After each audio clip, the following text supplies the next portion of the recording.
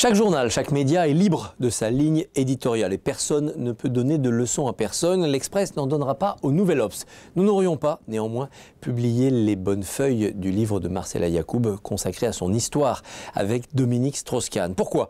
Quand on rentre dans la vie privée d'un homme ou d'une femme politique, il faut le faire en connaissance de cause, c'est-à-dire parce que l'intérêt public est en question, parce qu'il y a un impact sur le rôle de cet élu, ou de ce responsable, l'image de la France, l'action menée.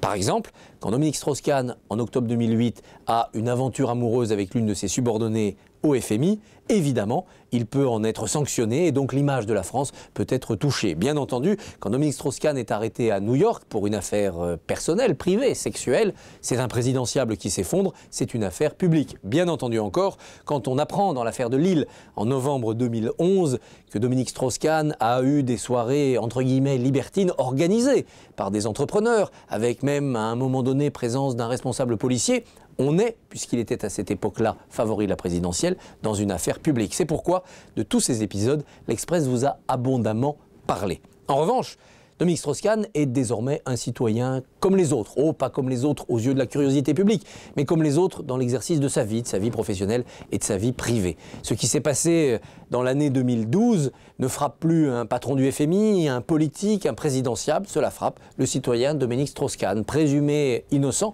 dans l'affaire de Lille et présumé aussi comme ayant le droit à une vie personnelle à l'abri de la curiosité. C'est pourquoi nous n'aurions pas publié les bonnes feuilles de ce livre. Après, il y a la réflexion sur l'ouvrage lui-même. Est-ce qu'un auteur, un écrivain peut se targuer de ce qu'il a vécu dans sa vie personnelle pour en faire un ouvrage de récit, un ouvrage de fiction ou bien, c'est le cas parfois, un roman à clé. Là, on peut être beaucoup plus tolérant. La littérature a peut-être des droits à piétiner la vie privée d'autrui que n'a pas le journaliste. La littérature au nom de l'art, au nom de la qualité du style, au nom de l'éternité peut-être de l'œuvre. De cela sont jugés les lecteurs qui ont tout à fait le droit de ne pas acheter le livre et sont jugés aussi éventuellement les tribunaux si Dominique Strauss-Kahn décide de les saisir. Pour ce qui est de l'Express, nous continuerons à vous parler de Dominique Strauss-Kahn chaque fois qu'il y aura un impact public. Nous l'avons fait début janvier parce que le livre de John Solomon, dont nous sommes les éditeurs en France, est une passionnante réflexion sur l'affaire Strauss-Kahn et sur le système judiciaire américain.